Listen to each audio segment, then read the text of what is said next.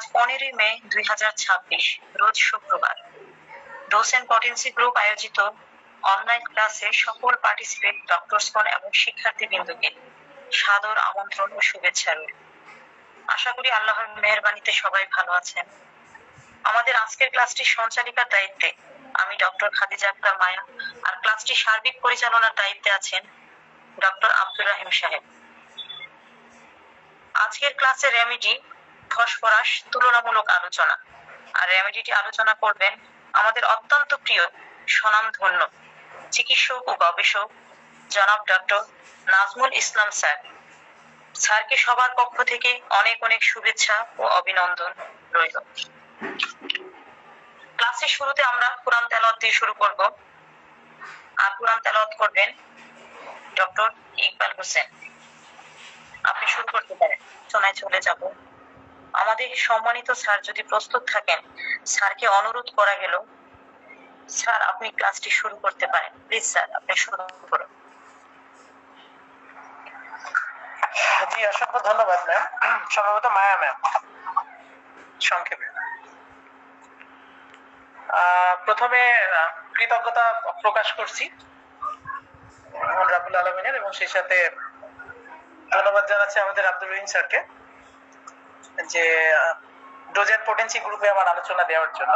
Actually আমি মাত্র বাসায় ঢুকলাম, ঢুকে নেই ভাবলাম যে ক্লাসে ঢুকবো, এই জন্য বললাম 2 মিনিট সময় দিতে। এক, আর অবশ্যই আমাদের ইকবাল জিলুল মজিদ স্যার সম্পর্কে নতুন করে বলার কিছু নেই। 2020 সাল থেকে অনলাইনে হোমিওপ্যাথির সাথে জড়িত, অনলাইন জগতে স্যারের সাথে সেই দীর্ঘ পরিচয়। আমার ব্যক্তিগতভাবে স্যারকে আমার ভীষণ ভালো লাগে, খুব অনেস্ট একজন ব্যক্তি, প্রশংসা করা সামনে আর গলায় ছুরি ধরা সমান, ক্ষমা করবেন। এছাড়া অনেক শুভাকাঙ্ক্ষী আছেন এখানে আমাদের, অনেক অনেক। আমাদের আব্দুল্লাহ ফিরোজ স্যার ছিলেন, স্যার হয়তো বেরিয়ে গেছেন। সোহাস স্যার আছেন, আমাদের বনানী ম্যাম আছেন, অনেকেই আছেন এবং অনেকে অপরিচিতও আছেন। তো সবাইকে ধন্যবাদ জানাচ্ছি, আজকের আলোচনায় শুভেচ্ছা এবং স্বাগতম জানাচ্ছি। আমার পরিচয়টা দিই। ডোজ এন্ড পটেন্সি গ্রুপে আমি প্রথম ক্লাস, তবে নেক্সট যদি কখনো সুযোগ হয় তাহলে ডোজ এন্ড পটেন্সি গ্রুপে ডোজ এন্ড পটেন্সি নিয়ে আমি আলোচনা করবো ইনশাআল্লাহ, যদি পরবর্তীতে কখনো সুযোগ থাকে ডোজ এন্ড পটেন্সি নিয়ে আলোচনা করব।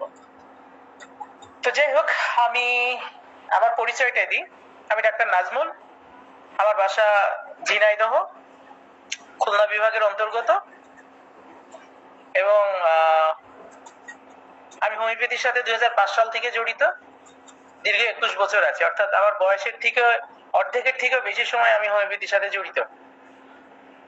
মোটামুটি শিখেছি। আমার আঙ্কেল ছিলেন শ্রদ্ধেয় ডাক্তার এম এ মল্লিক, প্রথম ব্যাচ বিএইচএমএস, প্রথম ব্যাচ, তার হাতে হাতে করি। 2014 সালে আঙ্কেল মারা গেছেন। 2017 সালে ব্যক্তিগত চেম্বারে আমার অবস্থান, ফুল টাইম হোমিওপ্যাথ, কোনো পাশাপাশি কোনো জব করি না, ফুল টাইম হোমিওপ্যাথ। তো যাই হোক, এই আমার পরিচয়। ডোজ এন্ড পটেন্সি গ্রুপে আসলে তো আমি ক্লাস নেইনি, এই জন্য পরিচয়টা দিয়ে শুরু করলাম। আজকে আমাদের মেডিসিন হলো ফসফরাস। চেষ্টা করব তুলনামূলক আলোচনা করার জন্য, চেষ্টা করব। আমার 1 ঘন্টার ক্লাসে আসলে খুব বেশি আলোচনা করা যায় না, স্কিপ করতে হয় অনেক আলোচনা। যদি কখনো কোনো লাইন স্কিপ হয়ে যায়, সেটা আমার অপারগতা বলতে পারেন, অথবা সময়ের অভাব বলতে পারেন, ত্রুটি মার্জনীয়। আর আরেকটা বিষয় হলো, আমরা ক্লাস চলাকালীন অডিও এবং ভিডিওটা একটু কাইন্ডলি মিউট রাখবো। এটা আলোচক এবং দর্শক যারা শ্রোতা আছে তাদের শুনতে সমস্যা হয়। তো যাই হোক, আবারও ধন্যবাদ সময় নষ্ট করার জন্য। আজকের মেডিসিন আমাদের ফসফরাস, যার সমনাম আছে ইয়োলো ফসফরাস, আরেকটা নাম আছে। এটা প্রুভ করেছে ডাক্তার স্যামুয়েল হ্যানিম্যান, ডাক্তার নেনিং, ডাক্তার হ্যারিং এবং ডাক্তার স্কেডার। আমরা যদি মায়াজম দেখি তাহলে 3টা মায়াজমই আছে, এবং সেই সাথে টিউবারকুলার ডায়াথিসিসও বিদ্যমান আছে। আমরা কাতরতা যদি দেখি, কারণ আমরা প্রত্যেকটা মেডিসিনের মধ্যে অ্যান্টিমায়াজমেটিক দিকটা যেমন খুঁজি, কাতরতা যেমন খুঁজি, উৎস সাদৃশ্য কিছু লক্ষণ থাকে, সেগুলো আমরা খুঁজি। বনানী ম্যাম, আমাদের গ্রুপে লিংকটা করে দিয়েন, রোকেয়া ম্যাম রুটস গ্রুপে দিয়ে দিন যে আসতে পারে, যদিও সম্ভবত 100 ফিল হয়ে গেছে স্যার। 100 ফিল হয়ে গেছে স্যার। আমার অনেকেই আসেনি, আমার যারা কাছের অনেকেই আসেনি। ঠিক আছে, সুযোগ পাইলে আর আসবে। কেউ চাইলেও ঢুকতে পারবেন, 100 হয়ে গেছে। ঠিক আছে, ওকে, ধন্যবাদ। তাহলে আমরা যদি কাতরতা দেখি তাহলে এটি উভয় কাতর, ফার্স্ট গ্রেডে শীত কাতর, সেকেন্ড গ্রেডে গরম কাতর। মজার একটা বিষয় হলো ফার্স্ট গ্রেডে শীত কাতর, সেকেন্ড গ্রেডে গরম কাতর, তার সত্ত্বেও সে কিন্তু ঠান্ডা জিনিস পছন্দ এবং প্রত্যাশা করে। এটা মজার বিষয়। অনেক মেডিসিনের মধ্যে স্ববিরোধী আচরণ আছে, যেমন আমরা আর্সেনিককে দেখেছি স্ববিরোধী আচরণ আছে, কারণ কোম্পানি অ্যাভারশন আছে, আবার কোম্পানি ডিজায়ার আছে। আমরা স্ববিরোধী আচরণ ইগনেশিয়াতে দেখেছি, কখনো সে হাসে, কখনো সে কাঁদে, নিজের সাথে যুদ্ধ করে হেরে গেলে কাঁদে, জিতে গেলে হাসে, অর্থাৎ অতীত স্মৃতিচারণে। ওদিকে যাচ্ছি না। আমরা উচ্চ সাদৃশ্য নীতিতে বলেছিলাম যে উচ্চ সাদৃশ্য নীতিতে মেডিসিনের অনেক কিছু কভার করে উচ্চ সাদৃশ্য। আমরা যদি দেখি যে উচ্চ হিসাবে যদি দেখি, এটা খনিজ গ্রুপের ফসফরাস নামক একটা খনিজ আছে। আমরা উচ্চটাকে যদি মনে রাখতে পারি তাহলে ফসফরাসটাকে মনে রাখা সম্ভব, যেটা বহুরূপী। আমরা ফসফরাসকে দেখবো বহুরূপী চরিত্রের অধিকারী। ফসফরাস কেমন বহুরূপী দেখুন। আমরা ফসফরাসকে না কঠিন, না তরল, না নরম কোন অবস্থাতেই পাই না। অর্থাৎ এ অতিমাত্রায় প্রতিক্রিয়াশীল, কখনো কঠিন, কখনো তরল, কখনো নরম, এককভাবে কোথাও পাওয়া যায় না।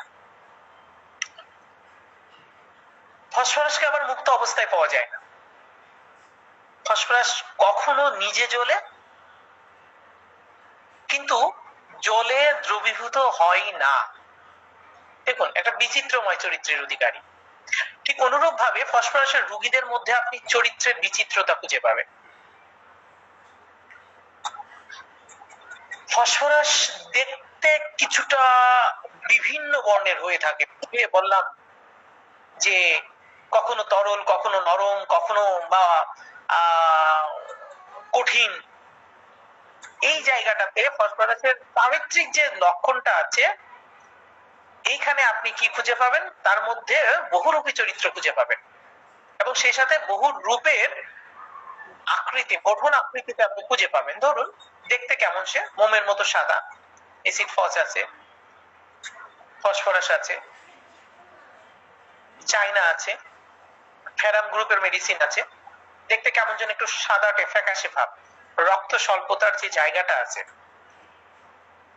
কখনো কখনো ধূসর বর্ণ বা কখনো কখনো লাল বর্ণের দেখা যায়, আবার কখনো কখনো সম্পূর্ণ বর্ণবিহীনতাকে দেখা যায়। মহাব্বতুল্লাহ স্যার, আপনি আনমিউট আছেন, সম্ভবত অনাকাঙ্ক্ষিত ভাবে। স্যার মহাব্বতুল্লাহ স্যার, স্যার কাইন্ডলি একটু মিউট করুন, থ্যাংক ইউ। আসলে বিষয়টা এমন, কেউ বাজে ভাবে নিবেন না। যখন নয়েজ আসবে তখন আমার দৃষ্টিটা ওদিকে চলে যাবে, কিছুটা মনোযোগ ওদিকে চলে যাবে, যারা শ্রোতা আছে তারা মনোযোগ হারিয়ে ফেলবে। চেষ্টা করবো আমি আমার জায়গা থেকে সম্পূর্ণ একটা আলোচনা উপহার দেওয়ার জন্য। তো আমরা এই মেডিসিনের যদি ব্যবহার দিক থেকে বলি তাহলে এটি পলিক্রেস্ট মেডিসিনের অন্তর্ভুক্ত। পলিক্রেস্ট মেডিসিন কাকে বলে? যে মেডিসিন গুলো বহুল ব্যবহৃত হয়, যেমন আপনি নেট্রাম, সিপিয়ার, ফালসিটিলা, কস্টিকাম, থুজা, এই যে অনেকগুলো মেডিসিন আছে যারা প্রচুর ব্যবহৃত হয়। ফসফরাস অন্যতম। তাই ফসফরাস কোথায় কাজ করে? আমরা জানি সাদৃশ্য নীতিতে আমরা treat the patient not the disease, অর্থাৎ ব্যক্তি স্বাতন্ত্র্য যেমন আলাদা, রোগ যাই হোক, এই স্বাতন্ত্র বহনকারী ব্যক্তির জীবনী শক্তি প্রত্যেকটা নাম ডিজিজে স্বতন্ত্র লক্ষণ বহন করে। যখনই স্বতন্ত্র লক্ষণ বহন করে তখন আমরা ট্রিট দা পেশেন্ট করে থাকি। আমি ফেসবুকে অনেকে দেখি রোগ উল্লেখ করে বলে যে এটার কি কি মেডিসিন আছে। অনেকে আছে যারা উচ্চতর জ্ঞানী, তারা বলে যে আমরা ট্রিট দা পেশেন্ট করি, রোগের উপরে মেডিসিন দিই না। কথা তো হলো রোগের উপরেই তো আমরা মেডিসিন অ্যাপ্লাই করছি, কিন্তু জীবনী শক্তি লক্ষণ যেমন ভিন্ন, ঠিক একই ডিজিজের ক্ষেত্রে, নামকরণ ডিজিজের ক্ষেত্রে সাদৃশ্য নীতিতে মেডিসিনেরও ভিন্ন। তাই ট্রিট দা পেশেন্ট হচ্ছে। কিন্তু অনাকাঙ্ক্ষিত হলেও সত্য যে আমরা ডিজিজেরই চিকিৎসা করছি। আপনার কাছে জ্বর নিয়ে গেলে আপনি কি উল্লেখ করেন? যে আমার বাচ্চাটা জ্বর এসেছে বা আমার জ্বর এসেছে। অথবা আপনার কাছে কোনো রোগী গেলে আপনি কি উল্লেখ করেন? যে আমার প্যারালাইজড হয়েছে। এটা তো জাস্ট রোগ, রোগের নামকরণ। ঠিক অনুরূপ ভাবে এই নামকরণের আলাদা যে স্বাতন্ত্রীকরণ আছে ব্যক্তিভেদে, সেটাকে আমরা ট্রিটমেন্ট করি, যেখানে ট্রিট দ্য পেশেন্ট। যাই হোক,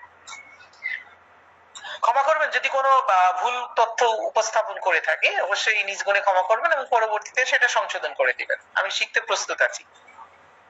তাহলে ক্রিয়াস্থলটা কোথায়? ক্রিয়াস্থলটা হলো মস্তিষ্কের উপরে ফুসফুস বা রক্ত সঞ্চালন, ফুসফুসের উপরে রক্ত সঞ্চালন প্রক্রিয়ার উপরে বা রক্তনালী উপরে, যকৃতের উপরে, মেরুদণ্ডের উপরে, পাকস্থলীর উপরে, উদরের উপরে, নার্ভের উপরে, ব্রেনের উপরে, ধমনীর উপরে, কিডনির উপরে, অস্থির উপরে, প্রভৃতির উপরে। স্পেশালি ফসফরাস সর্বপ্রথম টিস্যুকে আক্রমণ করে থাকে এবং ফসফরাসের প্রধান ক্রিয়াটাই হচ্ছে ফুসফুস, লিভার এবং অস্থির উপরে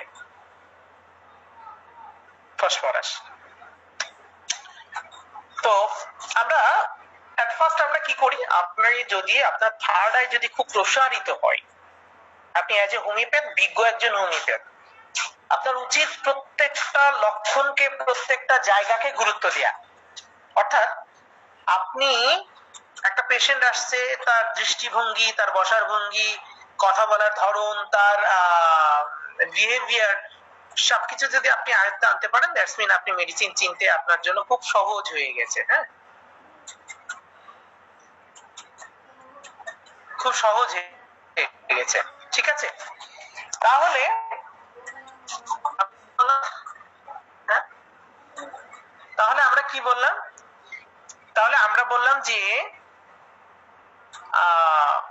আপনাকে বুঝতে হবে এটা কোন রোগী, কোন মেডিসিনের রোগী। ধরুন একটা বাচ্চা আসছে হাতে মিষ্টি জাতীয় কোনো কিছু নিয়ে, তাহলে আপনি সিনাতে পড়েছিলেন যে খুব মিষ্টি পছন্দ।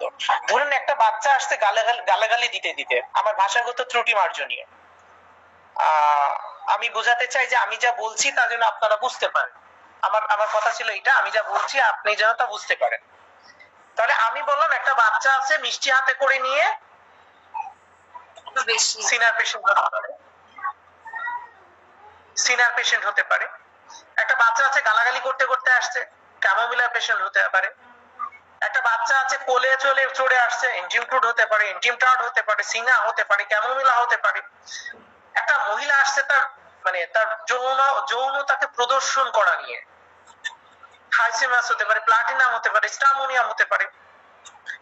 একটা লোক আসছে পায়ের উপর পা তুলে বসে আছে, সিপিয়া হতে পারে, মিউরেক্স হতে পারে। পায়ের উপর পা তুলে বসে, কেন বসে সেটা আপনাদেরকে জানতে হবে। একটা রোগী আসছে কনফিউশন মাইন্ড নিয়ে, থুজা হতে পারে। একটা রোগী আসছে এক কোনায় চুপ করে বসে আছে, চুপ করে মোমবর্ণ ফ্যাকাশে চেহারা, সিপিয়া হতে পারে। নেট্রাম হতে পারে, নেট্রামের মোমবর্ণ চলে আসে যখন সিভিলিটিকটাম তার মধ্যে ভর করে প্রচুর ফ্লুইড লস হয়, তখন সে শীত কাতর থেকে গরম কাতর থেকে শীত কাতরে কনভার্ট হয়, তখন তাকে ফ্যাকাশে ভাব দেখা দেয়। আমরা মেডিসিনের কারণ সম্পর্কে, কেন এটা হলো, কেন ওটা হলো, এটা জানলে আমাদের চিকিৎসা করতে সুবিধা হয়। এছাড়াও আমরা আর কি দেখলাম যে খুব উচ্চ স্বরে চিল্লাচিল্লি করছে, নিজেকে আমি যে জ্ঞানী তাকে প্রকাশ করতে হবে। হতে পারে ল্যাকেসিস, হতে পারে সালফার। দেখা গেল লোকটা খুব বিচক্ষণতার সাথে কথা বলছে, বিচক্ষণতার সাথে কথা বলছে, শিয়ালের মতো দ্রুত চালাক আমাদের ফসফরাস এবং লাইকোপোডিয়াম। কোনায় বসে পাশে একটা মেয়ে আছে, পেন্টের মধ্যে হাত ঢুকিয়ে বসে আছে, পেনিসে হাত দিয়ে, বিফোর আনা হতে পারে। জাস্ট আমি যেটা বুঝাতে চাইলাম যে আপনি দেখুন তার গঠন, দেখুন তার স্বভাব, দেখুন তার প্রত্যেকটা কথা। মেডিসিন অর্ধেক আপনার চেম্বারের সামনে বসার আগে অর্ধেক সিলেকশন হয়ে যাবে। দেখলেন পেটটা মোটা কস্টিকামের মতো, মাথাটা চেকুন, নিম্ন অংশ মোটা লাইকোপোডিয়ামের মতো, ঘাড়ের নিচেই ঘাড়ের পেছনের অংশ চেকুন, নেট্রাম মিওর, শীর্ণতা নিচের দিক থেকে অ্যাব্রোটেনাম, চিকচিকে একদম গঠন ফসফরাস, সিপিয়া, অ্যাসিড ফস, সামনের দিকে বেগে ঝুঁকে বসে আছে ফসফরাস। যে এইভাবে যদি আমরা প্রত্যেক মেডিসিনটাকে আয়ত্তে আনতে পারি, তাহলে আমাদের সিলেকশন অতি সহজ এবং সহজতর হয়ে যায়। ঠিক অনুরূপ ভাবে আমরা যদি গঠন দেখি, তাহলে দেখুন লম্বা, হালকা, পাতলা, অপ্রশস্ত বুক, সিপিয়া, অপ্রশস্ত বুক। লম্বা, হালকা, পাতলা, অপ্রশস্ত, সরু বুক, সামনের দিকে এইভাবে ঝুঁকে আছে, এইভাবে ঝুঁকে আছে, মনে হচ্ছে আপনার সামনে গার্লফ্রেন্ড বসে আছে, বয়ফ্রেন্ড বসে আছে, মুখের কাছে মুখ নিয়ে কথা বলছে, সামনের দিকে ঝুঁকে বসে আছে, কুঁজো হয়ে বসে আছে। কুঁজো হয়ে চলার প্রবণতা, কুঁজো হয়ে চলার তার একটা অভ্যাসে পরিণত হয়ে গেছে। দীর্ঘ চেহারা, হালকা গঠন প্রকৃতির, হালকা চিকন, হালকা চিকন, দেখতে খুব সুন্দর, নরম, হালকা চুল, হালকা চুল, নরম নরম প্রকৃতির ব্যক্তি, চোখের পাতার লোম সেটাও কিন্তু বেশ আকর্ষণীয়, রক্ত স্বল্পতা, দুর্বল, বসে আছে তা মনে হচ্ছে সে ভীষণ দুর্বল, সুন্দর করে বসে আছে। কিন্তু আমরা জানি রক্ত স্বল্পতা হওয়া সত্ত্বেও ফসফরাস কিন্তু রক্ত প্রধান ধাতুতে গঠিত। স্কিন গুলো চিকুন, সুন্দর ত্বক, চিকুন চোখ, তীক্ষ্ণ অনুভূতি প্রবণ, শিয়ালের মতো দ্রুত চালাক, কথাই বোঝা যাচ্ছে দ্রুত বেড়ে ওঠার প্রবণতা, অসম্ভব সুন্দর দেখতে, স্ত্রী হোক পুরুষ হোক যুবক হোক যাই হোক না কেন। চোখের এই যে পাতাগুলো খুব পাতলা, কোমল, নরম স্বভাবের, সামান্য কারণেই মনে ব্যথা পায়, কিন্তু খুব তীক্ষ্ণ বুদ্ধি সম্পূর্ণ হয়ে থাকে ফসফরাস। এটা হলো ফসফরাসের গঠন। তাহলে আমরা গঠনটা জেনে আসলাম, গঠন আকৃতির বিশ্লেষণটা এবার আমরা করি যে আসলে এই গঠনে কেন হলো, সে কি করে হলো, কেমন সে দেখতে। দেখুন, আপনি একটা দেয়াশালাইকে চিন্তা করুন, আমি প্রায় বলে থাকি একটা দেয়াশালাইকে চিন্তা করুন, দেয়াশালাইটা দেখতে কেমন। সিপিয়াকে বলে থাকি কলমের সাথে, কলমটা কেমন জানেন? কলমের নিচে থেকে উপর পর্যন্ত সমান, ব্রেস্ট নেই, হিপে মাংস নেই, দেখতে কেমন যেন অসম্ভব কুৎসিত। সিপের একটা ডিলিউশন আছে, বডি ডিসফিগার, তাকে সৃষ্টিকর্তা সৃষ্টি করেছেই তার সবচেয়ে খারাপ অনুভূতি দিয়ে। জাস্ট মেডিসিনের আলোচনায় বলছি, আল্লাহ আমাদের ক্ষমা করুন। সৃষ্টিকর্তা সৃষ্টি করেছে তার সমস্ত অভিশাপ দিয়ে, অবহেলা দিয়ে, তাই আজকে প্লাটিনামের মতো ব্রেস্ট নেই, তাই আজকে বেলেডোনার মতো আমি সুন্দর না, আজকে লেখিসিসের মতো চোখ আমার না যে একবার তাকে আর একবার তাকাতে হবে, পালসিটেলার মতো আমিও মোটা সোটা না, এপিসমেলের এমন কার্বের মতো মোটা না, গ্রাফের মতো মোটা না, ক্যালকেরিয়া কার্বের মতো নাদুস নুদুস না, আমি যেন জীর্ণতায় শীর্ণতায় পরিপূর্ণ। সিপিয়া ডিলিউশন, ওদিকে চলে গেলাম। তাহলে লম্বা প্রকৃতির, যেখানে কলমের সাথে বলেছি আর ফসফরাসকে দেয়াশালাইয়ের সাথে তুলনা করেছি। কেন? দেয়াশালাই দেখুন, যারা মেজ বলে থাকি, কাঠি, মেজের যে কাঠি আছে, দেয়াশালাইয়ের যে কাঠি আছে, এই কাঠিতে দেখবেন কিছুটা ফ্যাকাশে বন্ধ, সম্ভবত ওই যে শিমুল তোলার যে শিমুল যে গাছ আছে, গাছের এগুলো দিয়ে সাধারণত তৈরি হয়, একটু ফ্যাকাশে ভাব আছে, অর্থাৎ সাদা সাদাটে ভাব আছে, মাথার উপরে একটা বারুদ থাকে কিছুটা বাদামি কালারের। আপনি যদি দেখেন সেম মেজের কাঠিটা, দেয়াশালের কাঠিটা মোড়া দিলে ভেঙে যায়, সেম, সে কিন্তু অল্পতে ভেঙে যায়। ফসফরাসকে দেখবেন খুব অল্পতে ভেঙে যায়। মাথার চুলগুলো কেমন বাদামি বর্ণের, খুব মনে হচ্ছে দ্রুত লম্বা হয়ে গেছে, একদম লম্বা প্রকৃতির দেয়াশালাইটা। এই দেয়াশালার কাঠি খেয়াল করবেন যে বারুদটা আছে বাদামি বর্ণের, যে ব্যাস আকারে যে বারুদটা আছে, গঠনগত দিক থেকে দেয়াশালের যে কাঠি আছে, গঠনগত দিক থেকে আপনি ফসফরাসকে সেম দেখবেন। দেয়াশালের কাঠি যদি নিজের অবস্থানটাকে পাকাপোক্ত করতে পারে তাহলে ফস করে জ্বলে ওঠে, ফস করে জ্বলে ওঠে। ফসফরাস সেম, যদি নিজেকে নিজের জায়গায় যদি অবস্থান করাতে পারে খুব তীক্ষ্ণ বুদ্ধি সম্পন্ন, তাহলে সে কিন্তু ফস করে জ্বলে ওঠে। তাহলে সেখানে আপনি কি চিন্তা করতে পারেন? সেখানে আপনি অবশ্যই ফসফরাসকে চিন্তা করতে পারেন।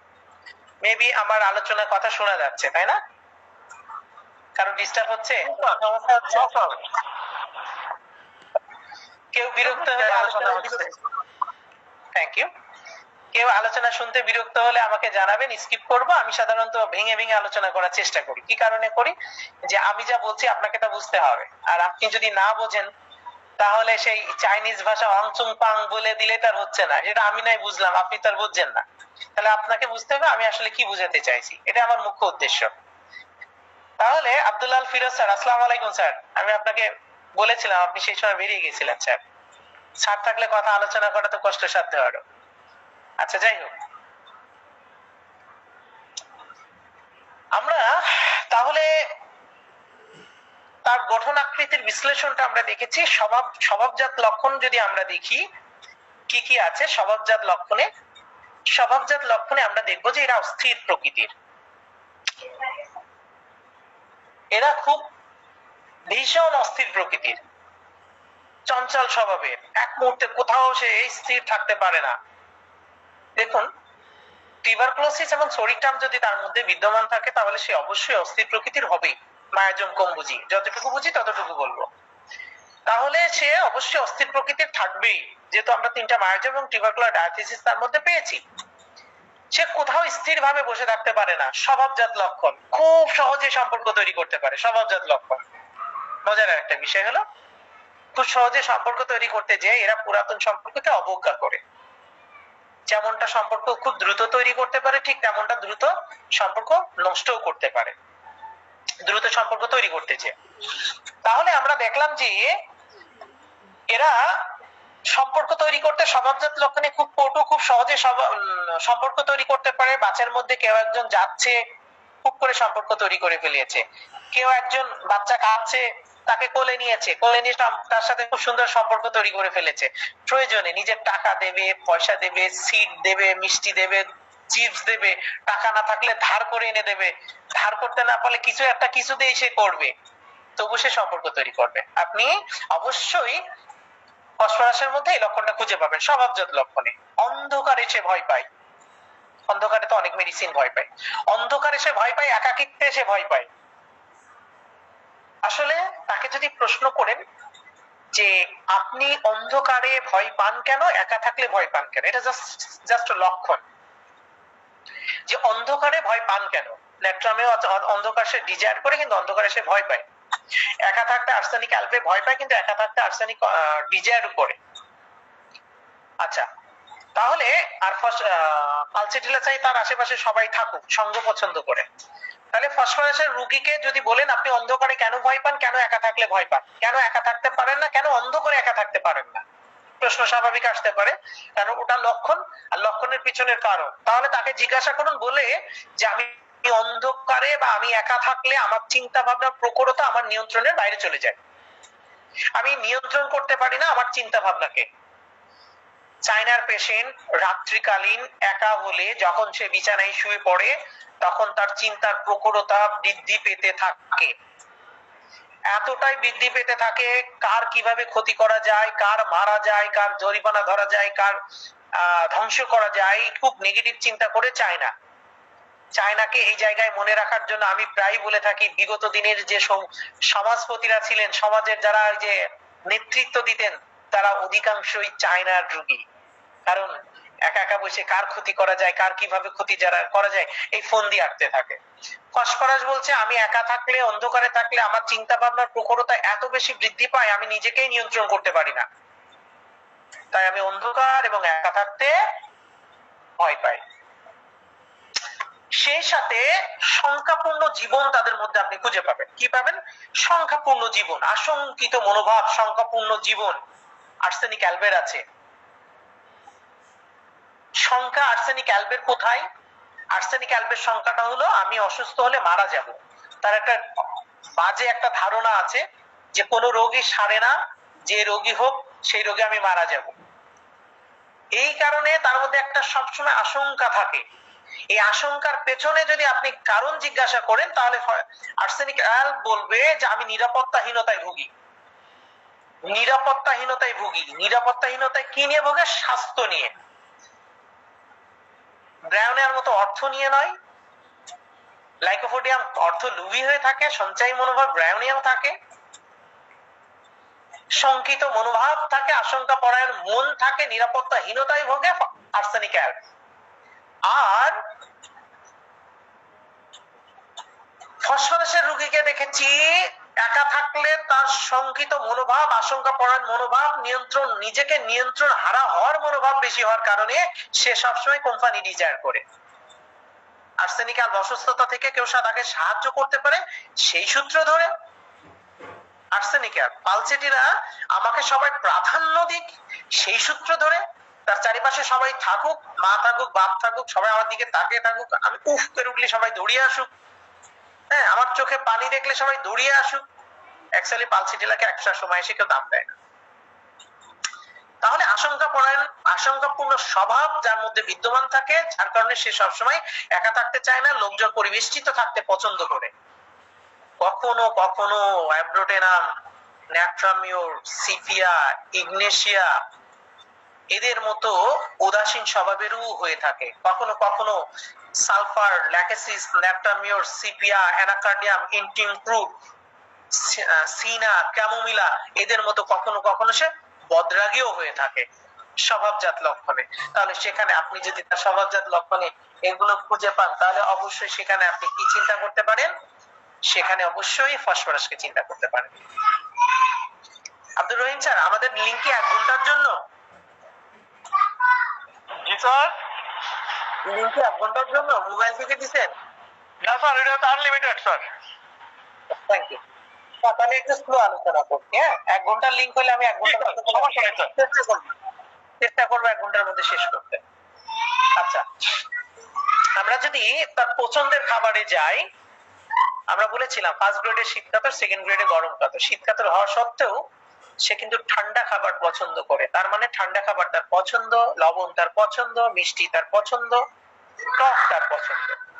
যদি অপছন্দের খাবারে যায় তাহলে তার গরম খাবার, গ্লাইকোপোডিয়ামের বিপরীত, গরম খাবার অপছন্দ, রুটি অপছন্দ, আলু অপছন্দ, চর্বিযুক্ত খাবার অপছন্দ। আমরা যদি ঘামের দিকে যাই তাহলে সামান্য পরিশ্রম করলেই ঘেমে যায়। সালফারের ঘামে গন্ধ আছে, ফসফরাসের ঘামে গন্ধ আছে, সেম গন্ধ। দেখুন, যদি কোনো ব্যক্তি সামান্য কারণে ঘেমে যায়, যদি তার এজ বেশি হয়, তাহলে আপনাকে শুধু ফসফরাসকে চিন্তা করা লাগবে তা কিন্তু নয়। ঘামের অনেক মেডিসিন আছে।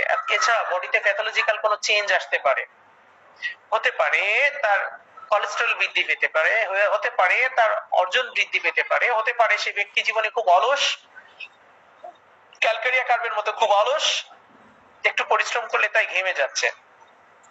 সুতরাং সামান্য পরিশ্রম করলেই যে ফসফরাস তা কিন্তু নয়। আপনাকে তার ভাবতে হবে, তার কার্ডিয়াক প্রবলেম থাকতে পারে, তার ওবেসিটি থাকতে পারে, ফিজিক্যালি সে দুর্বল হতে পারে, সে প্যানিক ডিসঅর্ডারে ভুগতে পারে। প্যানিক ডিসঅর্ডারে ভুগলে আমরা দেখেছি রোগীর ফিলে থাকে আমি মরে গেছি, কেউ বাঁচাতে পারবে না, এখনই মরে যাব। আসলে সে রোগী মরে না, দম আটকে যায়, শ্বাসকষ্ট হয়, ঘাম হয়। যাই হোক, আমরা শুধুমাত্র লক্ষণ নয়, আমার যে মূল যে আপনাদের বার্তা মেসেজ, সেটা হলো আমরা লক্ষণকে ঘুরে অরিজিনালে আপনারা মেডিসিন থেকে খেয়ে হারিয়ে ফেলবেন, লক্ষণের পেছনে কারণটাকে খোঁজার চেষ্টা করবেন। তো এবার আসুন আমরা মানসিক লক্ষণটাকে একটু খুঁজে দেখি ফসফরাসের। দেখুন, আমরা বলেছিলাম অন্ধকারে সে ভয় পায়, স্বভাবজাত লক্ষণে ভয়ের অধ্যায়, ওটাকে যদি আপনি কয়েকটা জায়গায় স্বভাবে নিতে পারেন, ভয় অধ্যায় নিতে পারেন, মাইন্ড সিমটমে নিতে পারেন। অন্ধকারে সে ভয় পায়, সে কোনো অবস্থাতেই অন্ধকারে থাকতে পারে না। Cannabis indica, stramonium, aconite, baptisia, calcarea carb, কাপ্রোভেস, medorrhinum, cuprum metallicum, chamomilla, causticum, lycopodium, natrum mur, অনেকগুলো মেডিসিন আছে, অন্ধকারে থাকতে পারে না। তাহলে আমরা বললাম সে অন্ধকারে কোনোভাবেই থাকতে পারে না, অন্ধকারে থাকলে তার ভয় কাজ করে। অনেকগুলো মেডিসিন আছে, baptisia, calcarea carb, cannabis indica, aconite, medorrhinum, cuprum met, etc. প্রত্যেকটা মেডিসিনই অন্ধকারে থাকতে ভয় পায়। অস্থির স্বভাবের হয়। কেন অস্থির? শঙ্কাযুক্ত মনোভাব। আর্সেনিক অ্যালবের আছে শঙ্কাযুক্ত মনোভাব, সব সময় তার মধ্যে আশঙ্কা কাজ করে, সব সময় তার মধ্যে দেখবেন একটা অস্থিরতা কাজ করছে এবং শঙ্কিত মনোভাব। দেখুন, খেয়াল করুন, রোগী, ফসফরাসের রোগী সেই বিষয় নিয়ে বেশি চিন্তা করে, সেই বিষয় নিয়ে বেশি শঙ্কিত থাকে, সেই বিষয় নিয়ে সে বেশি কোম্পানি ডিজায়ার করে, সেই বিষয় নিয়ে সে খুব অস্থির থাকে। সেটা হলো তার ভবিষ্যৎ নিয়ে। আপনি কেন তা খুঁজতে হবে আপনাকে, আপনাকে তো কেন খুঁজতে হবে, সে কেন শঙ্কিত, কেন অস্থিরতা, কেন তার মনোভাব এত স্থিতিশীল নয়। আপনি ফসফরাসের রোগীকে দেখুন, সে ভবিষ্যৎ নিয়ে খুব শঙ্কিত, ভবিষ্যৎ অর্থনৈতিক নিরাপত্তা চাই, ব্রায়োনিয়া। স্বাস্থ্যের নিশ্চয়তা চাই, আর্সেনিক অ্যালক। অর্থনৈতিক ক্ষমতা ও জীবনটাকে উপভোগের নিশ্চয়তা চাই, অ্যাসিড ফ্লোরিকাম।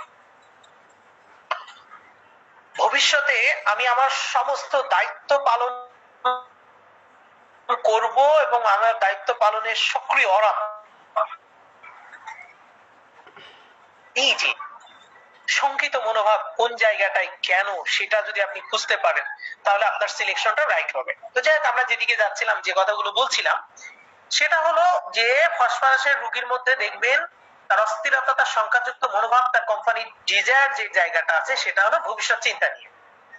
আমি আমার জীবন ভবিষ্যৎ পরিচালনা কিভাবে করব সেই বিষয় নিয়ে সে দুশ্চিন্তা এবং আশঙ্কিত থাকে, এবং এই বিষয় নিয়ে সে নিরাপত্তাহীনতায় ভোগে। সেখানে শঙ্কিত, নিরাপত্তাহীনতা, এক এক মেডিসিন এক এক জায়গায়। ওই যে আপনার কাছে ডিজিজ নিয়ে আসলো ইনস্যানিটি, যে আমি আমার ভবিষ্যৎ নিয়ে খুব দুশ্চিন্তা করি, সেটা নিয়ে খুব সে ডিপ্রেসড হয়ে গেছে। কি নিয়ে সে দুশ্চিন্তা করে, কেন করে, সেটা শুনলেন না।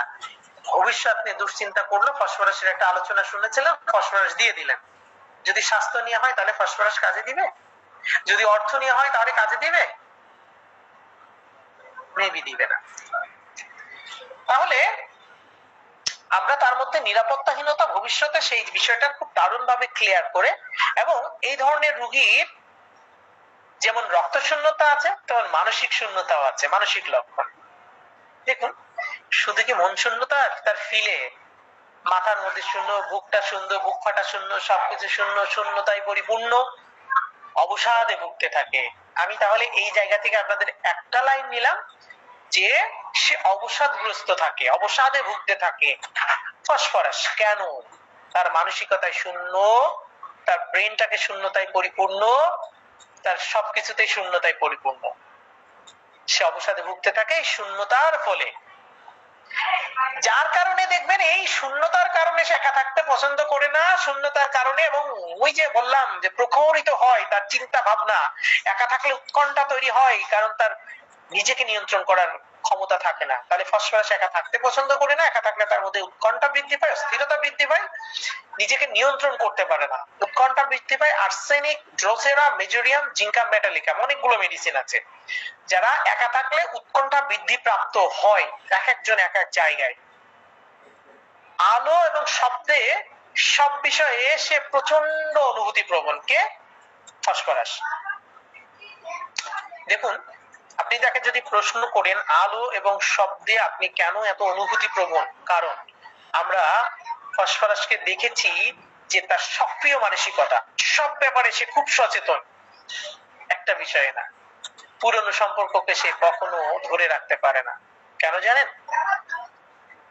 ফসফরাস খুব সহজে দ্রুত সম্পর্ক তৈরি করতে পারে, অ্যাসিড ফ্লোরিকাম খুব সহজে সম্পর্ক তৈরি করতে পারে। এই খুব সহজে সম্পর্ক তৈরি করতে যে, নতুন সম্পর্ককে প্রাধান্য দিতে যে, পুরাতন সম্পর্ককে সে আর সময় দিতে পারে না।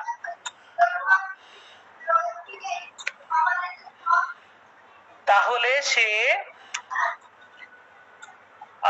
আমরা যদি দেখি তাহলে সেখানে সক্রিয় মানসিকতার অভাব দেখা দেয়। সরি, আমি একটু একটা মিনিট, হ্যাঁ, ছেলে আমার বকা খাচ্ছে।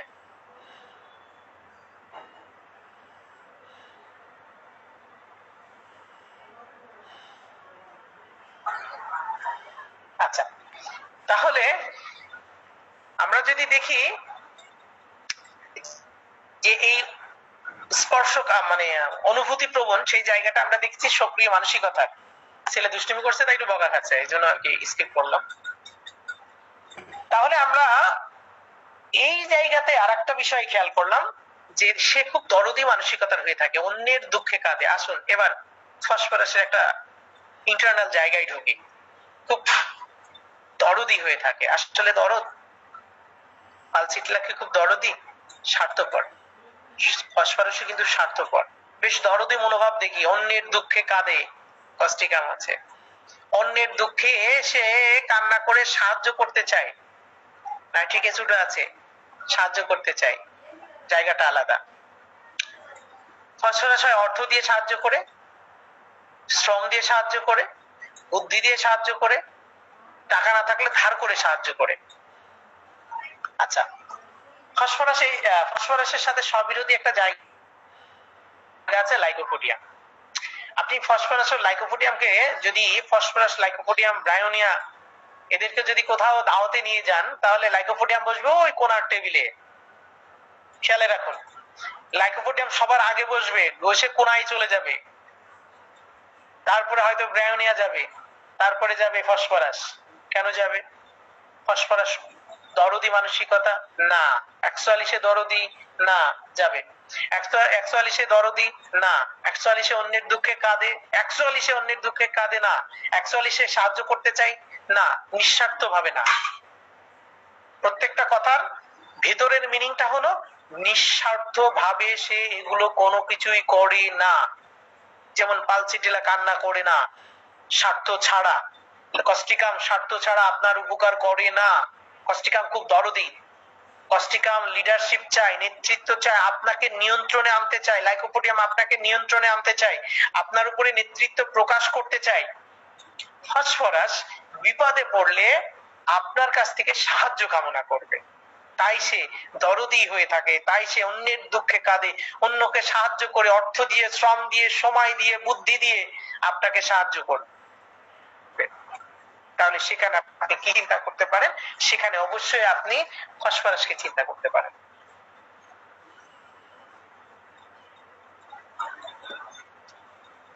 তাহলে আমরা কি বললাম? সেখানে অবশ্যই আমরা কি চিন্তা করতে পারি? সেখানে অবশ্যই আমরা ফসফরাসকে চিন্তা করতে পারি। মজার একটা বিষয় হলো, ফসফরাস এত জ্ঞানী, তীক্ষ্ণ জ্ঞানের অধিকারী, খুব সচেতন মানুষ, সজাগ একজন মানুষ, তারপরেও কখনো কখনো ফসফরাসের মধ্যে অনুতপ্ত খুঁজে পাবেন। ফসফরাস নিজের কৃতকর্মের জন্য অনুতপ্ত হয়ে থাকে, আগুনে পোড়ার মতো ভিতরে ভিতরে পুড়তে থাকে অনুশোচনায়। সেই সাথে আমরা রোগীকে কখনো উদাসীন দেখেছি, আবার কখনো রাগী দেখেছি, আবার কখনো তার মধ্যে ঝগড়াঝাটি না করার প্রবণতা দেখেছি। দেখুন, উদাসীন, রাগী রাগী ভাব, কিন্তু ফসফরাস কখনো ঝগড়াঝাটি করে না, তাদের মধ্যে খুঁজেই পাওয়া যায় না, প্রবণতা একেবারে কম, ঝগড়াঝাটি করার প্রবণতা একেবারে কম। এরা ঝামেলা পছন্দ করে না, এরা ঝুট ঝামেলাকে এড়িয়ে চলে। কারণ ফসফরাস খুব চালাক, চতুর ও বুদ্ধিমান ব্যক্তি। আগামীকাল আপনাকে আজ গালি দিলাম, যদি আগামীকাল আমি কোনো বিপদে পড়ি, তাহলে আপনার আমার পাশে লাগবে, আপনি তো নাও আসতে পারেন, এত নাইট্রিকে চিট না, তুই আমার বিরোধিতা মেরেই ফেলল, তো নাক্স বোম না, রাগ এসে ঠাস করে একটা চড় মেরে দিলাম। ক্রনিক কেসে যে নাক্সকে যদি আপনি রাগী ভাব না খুঁজে পান, তাহলে ক্রনিক কেসে নাক্সের কোনো সফলতা আপনি পাবেন না। হিপারসাল্ট না, রাগ এসে আগুন ধরিয়ে দিলাম। ক্যামোমিলা, রাগ এসে লাথি ভূতো থুতু মেরে দিলাম না। এরা রাগলো নিজেকে নিয়ন্ত্রণ করে ঝগড়াঝাটি করতে চায় না, কারণ এরা খুব চালাক, চতুর ও বুদ্ধিমান লোক। এরা কাউকে রাগায় না, সহজে কাউকে রাগাতে চায় না। কেন? যদি কারণ খোঁজেন, তাহলে ভবিষ্যতে তাদের কাজে লাগতে পারে। কোনো কারণে যদি কারোর সাথে মনোমালিন্য হয়, তাহলে তাকে আমি নাও পেতে পারি, তার সাথে আমার বন্ধুত্বপূর্ণ আচরণ করা উচিত। ক্ষতিগ্রস্ত হলে তাকে লাগতে পারে, তাকে রেখে দাও, আমার পাশে রেখে দাও, ভবিষ্যৎ কাজে লাগতে পারে। তাহলে সেখানে আপনি আশ্বাসে থাকতে পারেন। কিন্তু এই জায়গাটায় ভীষণ স্বার্থপর, নাইট্রিক অ্যাসিড এই জায়গাটায় ভীষণ বজ্রাগী। তোর লাগবে না, যা। ভাষাগত ত্রুটি মার্জনীয়। হ্যাঁ, আবার একটু সময় চেয়ে নিচ্ছি। বিরক্ত হলে অবশ্যই ইনকল মেসেজে লিখবেন যে আলোচনা বিরক্ত হচ্ছি। হ্যাঁ, ইনকল মেসেজে লিখবেন, কারণ আমি আবারও বলছি, আমি একজন তরুণ আলোচক, তরুণ হোমিওপ্যাথ, সদ্য মাত্র হোমিওপ্যাথি শিখছি। হ্যাঁ, আর আমি চেষ্টা করি প্রত্যেকটা মেডিসিনকে অন্তত মেডিসিনের ভিতরে ঢুকে পড়ার চেষ্টা করে থাকি। হ্যাঁ, পড়ার চেষ্টা করে থাকি আমি আমার জায়গা থেকে। তো যাই হোক, আমরা যেদিকে যাচ্ছিলাম, যেদিকে আগাচ্ছিলাম, সেটা হলো যে এরা খুব বুদ্ধিমান হয়ে থাকে, এরা বিচক্ষণতার সাথে পা ফেলে, এরা চিন্তা ভাবনা করে আপনার সাথে কথা বলে, এরা অবিবেচক, এদের স্বভাব বিরোধী আচরণ। এত গুণাগুণ, এত ভালো কিছু, এর একটা ডার্ক সাইড আছে, জানেন? লাইকোপোডিয়ামের একটা ডার্ক সাইড আছে। লাইকোপোডিয়ামের ডার্ক সাইডটা হলো, সে যদি কোনো মেয়েকে ফুসলাই ফাসলাই, তাহলে সে বেডে নিতে চায়। তার সাথে যৌন সম্পর্ক তৈরি করতে চায়, কিন্তু যৌন সম্পর্ক তৈরি হওয়ার পরে তাকে সে বিয়ে করতে চায় না। কারণ লাইকোপোডিয়াম দায়িত্ব নিতে চায় না। কেন দায়িত্ব নিতে চায় না? কারণ দায়িত্ব নিলে খরচ হয়। ঠিক আছে, একটার পিছনে একটা কারণ, একটার পিছনে একটা কারণ। এই কারণগুলো যদি আমাদের বুঝতে চেষ্টা করি, ধরুন একটা রুগী বিয়ে করতে চায় না। আমি একটা রুগী দেখেছিলাম, 1 বছর প্লাস আমার তত্ত্বাবধানে ছিল। জাস্ট আমি একটু গল্প বলি, অনেকগুলো মেডিসিন তার উপরে অ্যাপ্লাই করা লেগেছে। সে বিয়ে করতে চায় না, কোনোভাবে বিয়ে করতে চায় না। তাই কি সে লাইকোপোডিয়াম ছিল? ছিল না, সে যৌন রোগী ছিল। ক্লাস 7-এ পড়ে যে মাস্টারবেশন করেছে, অনার্স লেভেলে এসে দেখলো আমি যে পুরুষ সেটা আমি ভুলে গেছি, তার যৌনতা বলে কিছু নেই, তাই সে বিয়ে করতে চায় না। এই যে জাস্ট আমি বুঝালাম যে লক্ষণ নয়, লক্ষণের পিছনে কারণ খুঁজুন। তাহলে আমরা আলোচনায় ফিরে আসি। ফসফরাসের রোগী কিন্তু নির্লজ্জ হয়। মানে আমার এই কেসটা আমি এর আগে গ্রুপে, আমার যে পার্সোনাল গ্রুপ আছে, আমি সবাইকে দেখিয়েছি। মাঝে মাঝে তাদের নিয়ে যে রোগীগুলো দেখি, ক্রিটিক্যাল কে চলে দেখি। তো ফসফরাস নির্লজ্জ হয়ে থাকে, লজ্জাহীন থাকে। হাইসেমাস, স্টামোনিয়া, ট্যারেন্টুলা হিপ, নেকট্রামিউর। নেকট্রামিউর খুব লাজুক, তাই না? এরা খুব নির্লজ্জ। এরা একাধারে যেমন নির্লজ্জ, একাধারে তেমন বেহায়াপনা তাদের মধ্যে খুঁজে পাওয়া যায়। বেহায়া বলতে বোঝালাম অন্য জায়গায়, ব্যাখ্যা করে দিচ্ছি। প্লাটিনামেরও বেহায়াপনা আছে। উলঙ্গ হয়ে ঘুরতে চায় স্টামোনিয়া। খেয়াল করুন, লজ্জাহীন হাইসেমাস, স্টামোনিয়াম, ট্যারেন্টুলা হিপ, নেকট্রামিউর। উলঙ্গ হয়ে ঘুরে বেড়ায় স্টামোনিয়াম, উন্মাদের মতো লজ্জাহীন আচরণ করে। আমরা হাইসেমাসকে দেখেছি রেগে গেলে তার যৌনাঙ্গ প্রদর্শন করে, যৌনাঙ্গ প্রদর্শন করে, দ্যাটস মিন সেও লজ্জাহীন। ফসফরাস যখন উন্মাদ অবস্থায় থাকে তখন সে ইগনেশিয়ার মতো 180 ডিগ্রি নিজেকে পরিবর্তন করে। ইগনেশিয়া কি করে? হাসতে হাসতে কান্না করতে পারে, কান্না করতে করতে হাসতে পারে।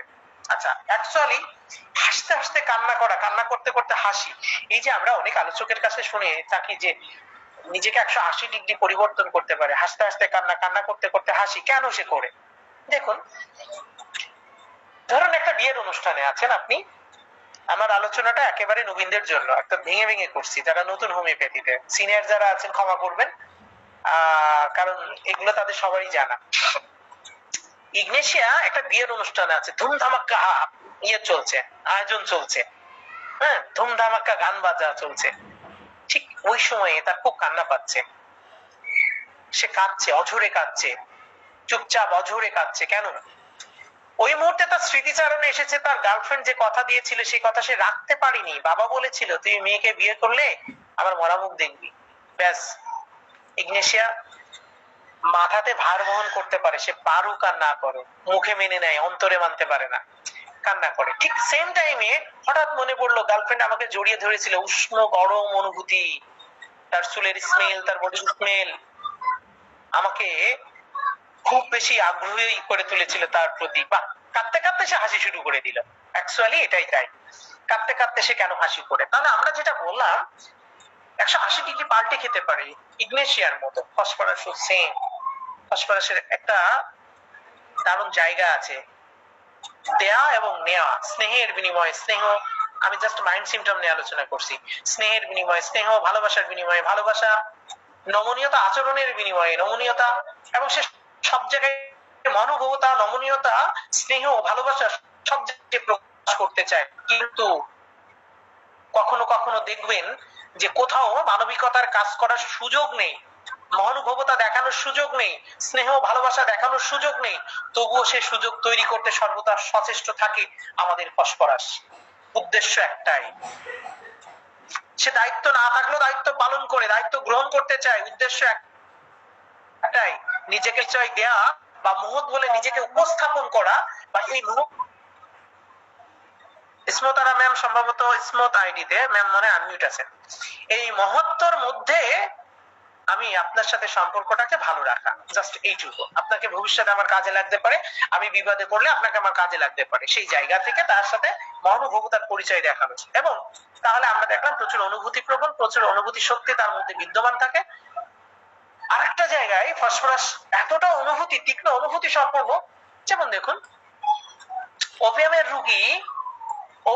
রুগী যেমন কান দিয়ে দেখে, ফসফরাসের রুগী তেমন চোখ দিয়ে শোনে, এতটাই অনুভূতি প্রবণ। গ্রাফের একটা সিমটম আছে জানেন, গ্রাফের একটা পিকুলিয়ার সিমটম আছে, এরাও কান দিয়ে এত বেশি তীক্ষ্ণ, কানে শ্রবণ শক্তি, দূরে কোথাও যদি কিছু বলে কেউ তাহলেও সে শুনতে পায়। গাড়ি চলছে, হর্ন বাজছে, শব্দ হচ্ছে যানবাহনের, তবুও সে শুনতে পায়। গ্রাফের একটা পিকুলিয়ার সিমটম।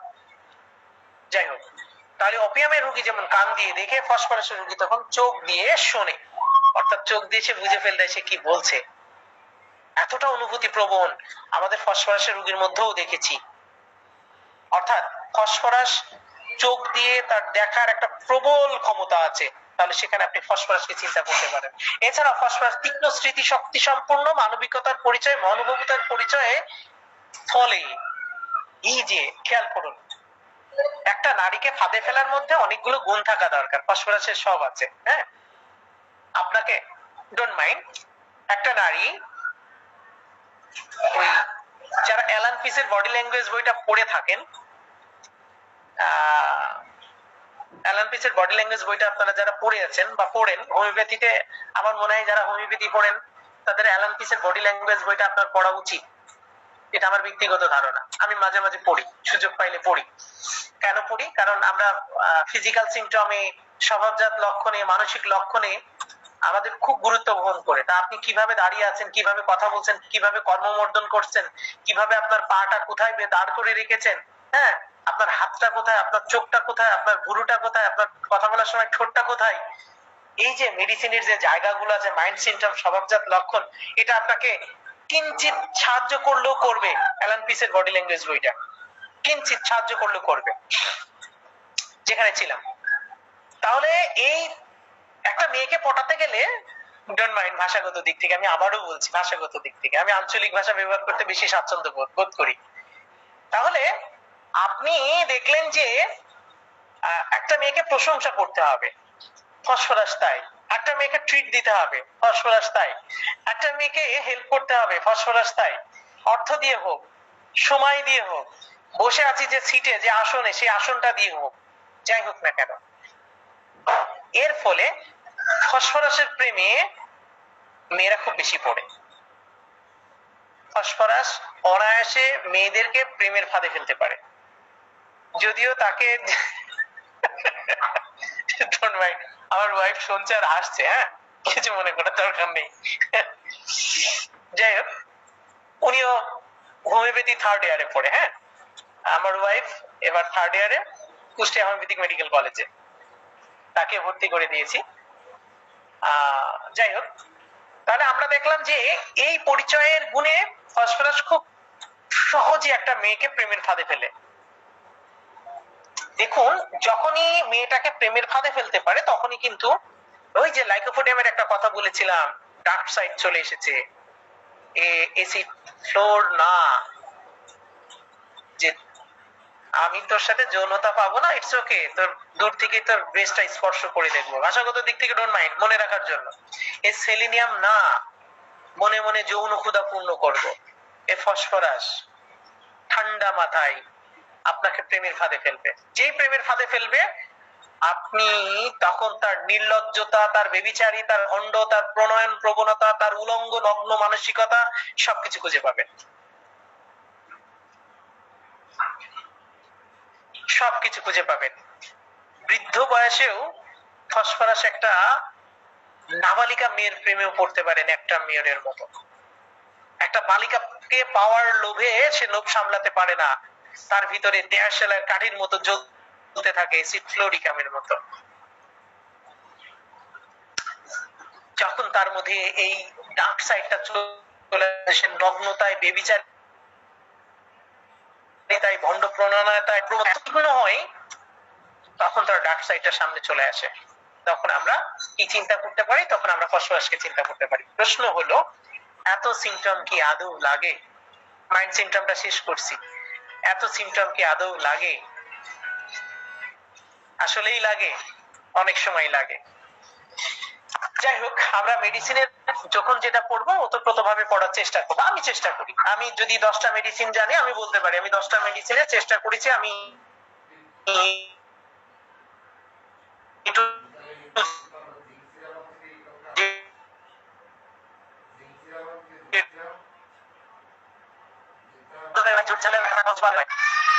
মাইন্ড সিমটমে তার একটা ভ্রান্ত ধারণা আছে। নোহা মনে হয় উঠেছে।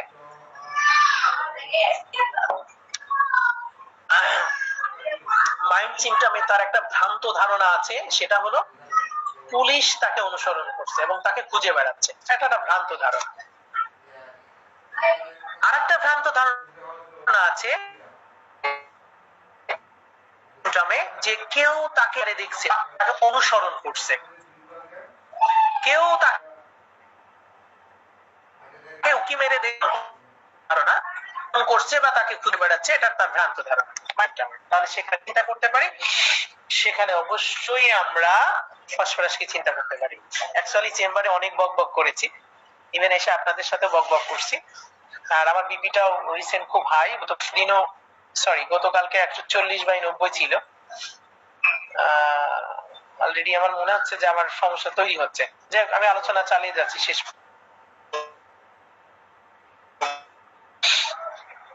বংশগত, যে হ্যাঁ বাবা মায়ের, বাবার বংশে, মায়ের বংশে, সবার বংশে।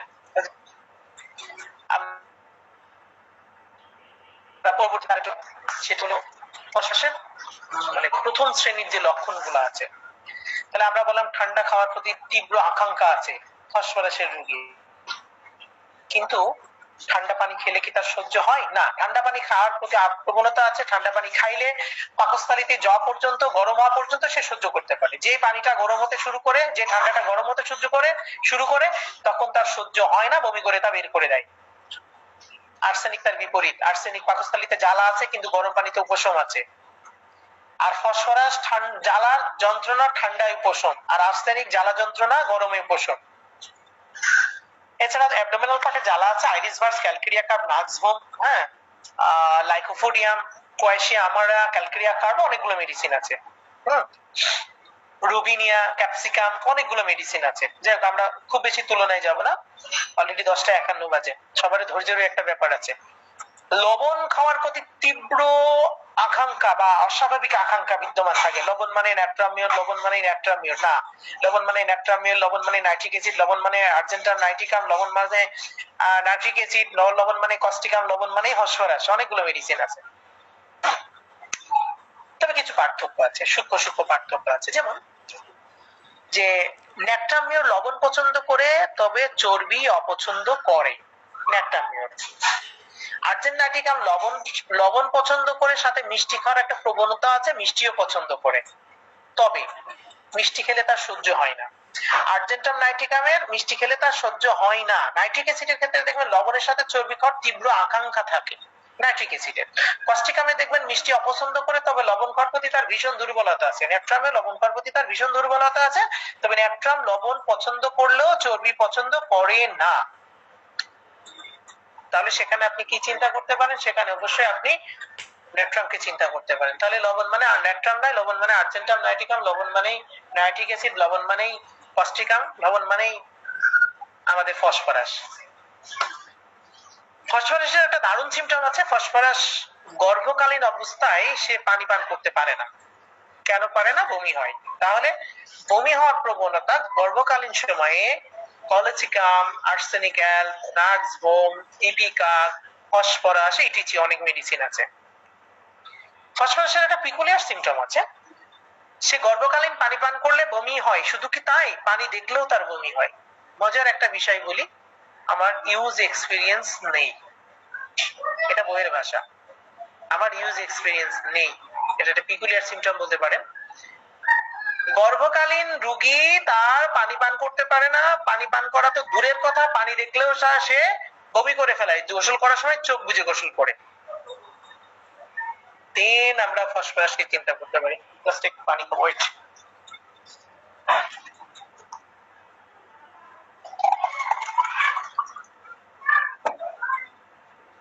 দুঃখিত।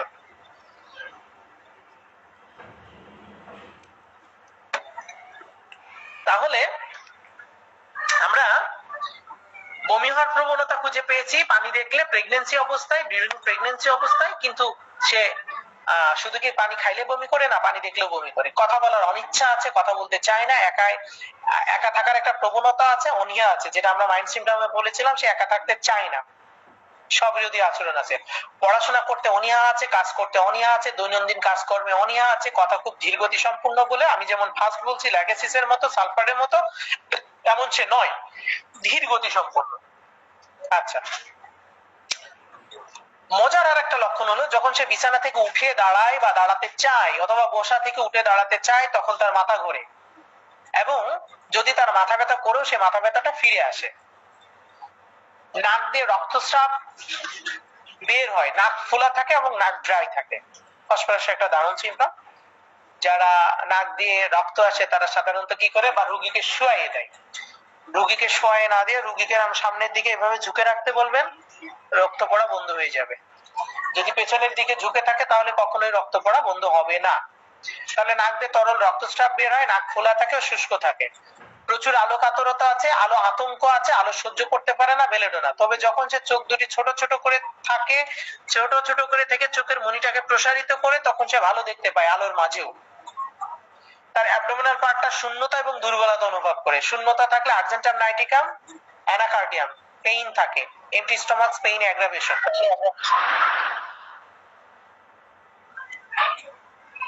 আচ্ছা, আমাদের সাইফুল স্যার না অন্য কেউ? আচ্ছা, ঠিক আছে। এবং আমরা যদি দেখি যে তার ডায়রিয়ায় প্রচুর পরিমাণে পানি বের হয়, কোলেরার মতো পানি বের হতে থাকে। মজার একটা বিষয়, তার একটা সেন্সেশন আছে, মলদার মনে হা করে আছে। সামান্য মল আসলেও, অ্যালোসক্রিটিনা, সামান্য মল আসলেও তার জন্য বের হয়ে যাবে, অসাড়ে বের হয়ে যাবে। অ্যালোসক্রিটিনার ক্রনিক মেডিসিন হলো সালফার। যখন মলদারটা না গোল লাল হয়ে যাবে। শব্দ, গন্ধ, আলো, স্পর্শ এমন বাহ্যিক অনুভূতিতে প্রচন্ড সংবেদনশীল, অনুভূতি প্রবণ হয়ে থাকে। ফসফরাসের রোগী মিষ্টি দ্রব্য খাইলে, হাত পা পানিতে ভিজলে, বৃষ্টি পানিতে ভিজলে বৃদ্ধি পায় রাস্টক্স। আর এমনি বৃষ্টির পানিতে ভিজলে, এমনকি বাম দিকে চেপে শুইলে, বর্ষা শীত ঋতুতে, এমনকি গ্রীষ্মকালেও তার রোগ লক্ষণে বৃদ্ধি পায়। যতগুলো সিমটম শুনে আসলেন। কোষ্ঠকাঠিন্যের সময় মল শক্ত, সরু ও লম্বা হয়, ফসফরাসের মতো হয়। পেটের মধ্যে খালি খালি অনুভব হয় এবং খাওয়ার পর পরই ঘুম আসে, আমার মতো। আমি দুপুরে খাইলে ঘুমিয়ে যাই। পেটের মধ্যে খালি খালি অনুভব হয় এবং খাওয়ার পর পরই ঘুম আসে। ইন্ডোল, ঘুম ঘুম ভাব। ইন্ডোলের পেশেন্ট গুলো সাধারণত ঘুম ঘুম ভাব নিয়ে থাকে। ঘুম না আসলে সে ঘুম ঘুম ভাব থাকে। সামান্য পরিশ্রম করলেই ঘাম হয়, বিশেষ করে সকালে বিছানা থাকাকালীন তার ঘাম হয়, সেই সাথে তার এনজাইটি বৃদ্ধি প্রাপ্ত হয়। এমনকি তার ঘামটা সমস্ত শরীর জুড়ে হয়, সালফারের মতো গন্ধ পাওয়া যায়। জ্বর জ্বর ভাব বিদ্যমান থাকে, জ্বর থাকে, সেই সাথে রাক্ষসে ক্ষুধা, একটা দারুণ সিমটম।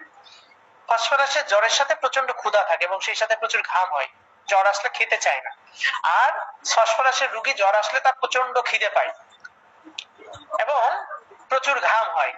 যখন তার জ্বর আসে, বেলেডোনার মতো মুখমণ্ডল রক্তিম বর্ণ হয়ে থাকে, বিশেষ করে বামটা। ডান পাশে দেখেছি বেলেডোনার সাথে কম্পেয়ার করবেন। বেলেডোনা জ্বর অবস্থায়, অসুস্থ অবস্থায় ক্ষিপ্র হয়, ফসফরাস হয় না। সন্ধ্যাকালে শীত অনুভূত হয়, সার্বক্ষণিক ভাবে হাঁটুতে ঠান্ডা অনুভব করে। রাতে তার পানি পিপাসা তেমন থাকে না, পিপাসাহীন থাকে। পিপাসাহীন আবার এপিসমেলও আছে, প্রস্রাব স্বল্পতার সাথে পিপাসাহীনতা এপিসমেলের আছে। সেই সাথে সারা শরীরে উত্তাপ অনুভব করে। সারাটা দিন তার এক ধরনের ঘুম ঘুম ভাব থাকে। ইন্ডোল, জেলসিমিয়াম, এসিড ফস, দুর্বলতা, চাইনা, দুর্বল ভাব, সিপিয়া, ন্যাট্রামিওর, ঝিম পেটে থাকা ভাব। সারাটা দিন তার এক ধরনের ঘুম ঘুম ভাব থাকে, দিনের বেলা হোক আর রাতের বেলা হোক তার সবসময় ঘুম ঘুম ভাব থাকে। কিন্তু মধ্যরাতের আগে সে ঘুমাতে পারে না কোনোভাবেই। ছোট ছোট আঘাত থেকে রক্ত পড়ে এবং রক্তের পরিমাণ অনেক অনেক পরিমাণ হয়, কারণ সামান্য ক্ষত হতেও ফসফরাসের রোগী রক্ত পড়ে। ফসফরাসের রোগীর ক্ষত সেরে গেছে, সেরে যাওয়া ক্ষত থেকেও রক্তস্রাব হয়, আবার ক্ষতটা তাজা হয়ে যায়। এক কথায় রক্তস্রাবী মেডিসিনের মধ্যে অন্যতম একটা মেডিসিন হলো ফসফরাস। খুব সহজে কালশিটে পড়ে ফসফরাসের রোগীগুলো। স্রাবের রক্তগুলো খুব তরল হয়, যার জমাট সহজে জমাট বাঁধে না। আচ্ছা, ডান দিকে চেপে শুইলে, ডান দিকে চেপে শুয়ে থাকলে বা শুইলে সে ভালো অনুভব করে, তবে বাম দিকে শুইলে তার মানসিক উৎকণ্ঠা বৃদ্ধি প্রাপ্ত হয়। সমস্ত দেহ দুর্বল অনুভব করে, সেই সাথে ক্লান্তিবোধ অনুভব করে, অবসাদ এবং অত্যাধিক পরিমাণে সে অবসাদে ভোগে। 1 ঘন্টা হয়ে গেছে, লোকের ধৈর্য হারিয়ে যাবে। প্রচন্ড মাত্রায় বুক ধড়ফড়ানি তাকে অনুভব করে, সে দুর্বলতা অনুভব করে, দুর্বলতা তার মধ্যে দেখা যায়, সেই সাথে বুকে ভার অনুভব করে। রোগী মনে করে তার বুকে যেন কোনো কিছু চাপানো আছে, পাথর চাপানো আছে। জোরে জোরে পড়তে গেলে প্রচন্ড কাশি হয়। আমার বাচ্চা কাশে কখন? জোরে জোরে পড়তে গেলে। Dry cough, bryonia, like bryonia, spongia, আর কি কি আছে, টেলিকার্ভ আছে, ভুলে যাচ্ছি, স্পঞ্জিয়া আছে, রিউমেক্স আছে, হাইসেমাস আছে, কোনিয়াম আছে, ল্যাকেসিস আছে, হ্যাঁ, অনেকগুলো মেডিসিন আছে। এবং কফ কখনো কখনো দেখবেন যে পুষ সংযুক্ত আঠালো কফ, আঠালো কফ স্পঞ্জিয়াতে আছে। রক্তাক্ত কফও লক্ষ্য করা যায়, সেই সাথে বুকে ভারবোধ অনুভব করে, কাশে যখন তখন তার সুরসুরি অনুভূত হয়, কস্টিকামের মতো। গলায় ব্যথা হয়, কস্টিকাম রিউমেক্স এর মতো, এবং গলায় ব্যথা হয়। গলা ব্যথা অনুভূত হওয়ার জন্য ঢোক গেলে আমাদের কস্টিকাম। দুটি ফুসফুসে ঘড় ঘড় আওয়াজ পাওয়া যায়, এন্টিমটার, ইপিকাক, জাস্টিসিয়া, হেপারসাল, বুকে ঘড় ঘড় আওয়াজ হয়। রোগী কাশির তীব্রতা এমন যে রোগী কাশতে কাশতে কাশি, বসে থাকলে রোগী উঠে বসতে, শুয়ে থাকলে রোগী উঠে বসতে বাধ্য হয়, বুকের চাপ ও সংকোচন অনুভব করে। দারুণ একটা লক্ষণ আছে, ফসফরাসের রোগীগুলো চাল চলনে কাজকর্মে অত্যন্ত মানে জেন্টলম্যান মনে হয়, বাস্তবে কিন্তু সত্যি তা নয়, অসম্পূর্ণ থেকে যায়। ফসফরাসের রোগী সহানুভূতিপূর্ণ, সে সঙ্গী কামনা করে, স্পর্শ কামনা করে, সাহায্য আকাঙ্ক্ষা করে, ফসফরাস একা থাকতে চায় না। অন্যদিকে সহানুভূতি, সরি, আর্জেন্টাইটিকা আছে, বেলেডোনা আছে, আর্সেনিক আছে, অনেকগুলো মেডিসিন আছে। সহানুভূতি চায় না, ন্যাট্রাম আছে, সহানুভূতি চায় না, সিপিয়া আছে, সঙ্গী চায় না, আর্সেনিক অ্যালব আছে। এবং ফসফরাসের রোগী সমস্ত লক্ষণ ঘুমাইলে উপশম হয়, ঘুমালে উপশম সিপিয়াতেও আছে, ঘুমালে ঘুম থেকে রোগের বৃদ্ধি আবার ল্যাকেসিসেও আছে। তাহলে এই লক্ষণগুলোতে আমরা ব্যবহার করতে পারি আমাদের ফসফরাসকে। ফসফরাসের একটা পিকুলিয়ার সিম্পটম দিয়ে শেষ করে দিচ্ছি, অলরেডি লোক সংখ্যা কমতে শুরু করছে, 11:02 বেজে গেছে, অনেক রাত হয়ে গেছে। অনেকগুলো লক্ষণ আছে, আমি স্কিপ করে গেলাম, অনেক লক্ষণ আছে স্কিপ করে গেলাম। হ্যাঁ, ফসফরাসের একটা অদ্ভুত লক্ষণ দিয়ে শেষ করি, সেটা গরম পানিতে হাত ডুবালে বমি বমি ভাব দেখা দেয়, এটা অদ্ভুত লক্ষণ। প্রসাব দ্বার সবসময় ভেজা থাকে এবং হলুদ বর্ণ দান ধারণ করে, লাইক ন্যাপটামিওর। অদ্ভুত লক্ষণগুলো পেলে অবশ্যই ফসফরাসকে চিন্তা করতে পারেন। এছাড়া অনেক লক্ষণ স্কিপ করে চলে গেছি। তো ধন্যবাদ সবাইকে আমাকে 1 ঘন্টা সময় দেওয়ার জন্য। আপনাদেরকে সকলকে অসংখ্য অসংখ্য অসংখ্য ধন্যবাদ। জি, আল্লাহ। সঞ্চালিকা ম্যাম, অসংখ্য ধন্যবাদ স্যারকে এত সুন্দর চমৎকার ভাবে আমাদের ফসফরাসকে সবার সামনে তুলে ধরার জন্য। স্যারের কথার সাথে আমি একটা কথা মিলে বলতে পারি যে আমাদের ফসফরাস সত্যি অনেক চালাক। ফসফরাসের অন্যতম একটা বৈশিষ্ট্য হচ্ছে তার ডক্ট্রিন অফ সিগনেচার। সে মানে খুবই চতুরবাজ, কিন্তু সেটা সবার সাথে মিলিয়ে করে। যেমন তার বাড়িতে যদি একটা ভাঙ্গা চেয়ার থাকে 3 পা বিশিষ্ট, সেই চেয়ারটাকে সে ফেলে দেয় না। তার ভিতরে চিন্তা থাকে যে ভবিষ্যতে যদি কাজে লাগে, ঠিক সেই রকম সে সেসব মেন্টালিটি নিয়ে সবার সাথে খুব মিলেমিশে থাকার চেষ্টা করে। এটাই হচ্ছে তার সবচেয়ে বড় চতুরতার বৈশিষ্ট্য। থ্যাংক ইউ স্যার, সবার পক্ষ থেকে আপনাকে আরো অনেক অনেক ধন্যবাদ। আমি এখন আমাদের প্রশ্নোত্তর পর্ব স্যার 5টা মিনিটের জন্য আমি দিতে চাই। আমি ইন্ডিয়া থেকে বলছি, আমি লাস্ট ইয়ারে পড়াশোনা করি এখন। বলছে স্যার যে আপনি যেরকম মাইন্ড সিম্পটমের কারণ বললেন, এর পরিপ্রেক্ষিতে স্যার একটা ভালো বইয়ের নাম বলুন স্যার। আমাদের এখানে সেরকম যদি বই পাওয়া যায় তাহলে খুব ভালো হয়, যে মাইন্ড সিম্পটমটা এরকম কেন, উদ্দেশ্যটা কি, লাইকোর সাথে যেরকম তুলনা করলেন, এরকম কোন একটা মেডিকা বা ভালো একটা বইয়ের নাম বলুন স্যার।